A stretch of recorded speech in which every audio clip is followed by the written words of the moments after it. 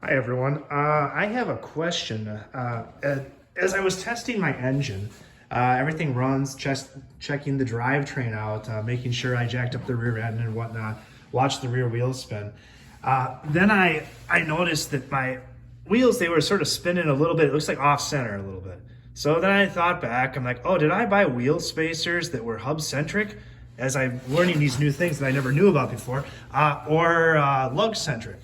And it looks like the wheel spacers are set up for like a 75 millimeter hub.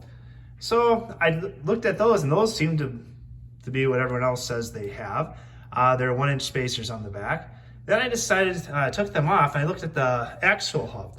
This is an aftermarket axle, a 5-lugger in the Ford 8.8, right? From an 87 Fox body, or at least that's what I was told when I bought it. It might not be. But I measured this, and this, the actual hub on this Summit axle, the 5-lug, it is 68 millimeters. The hole in the brakes that came with factory 5 are 75 millimeters.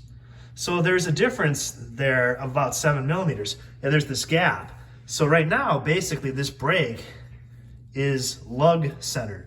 So my question is, what do I do about this? Is there a spacer or something that you put to make this work? This must be a Fox body thing or something. Someone must know something about this. But before I want to take it on the road, I want to get all that stuff sorted out. So it's winter time, and I'm just sort of sorting some things, aligning some things. If anyone has any hints, ideas, that would be greatly appreciated. As I'm sort of going through just a few odds and ends in the wintertime, okay? Thank you. Bye-bye.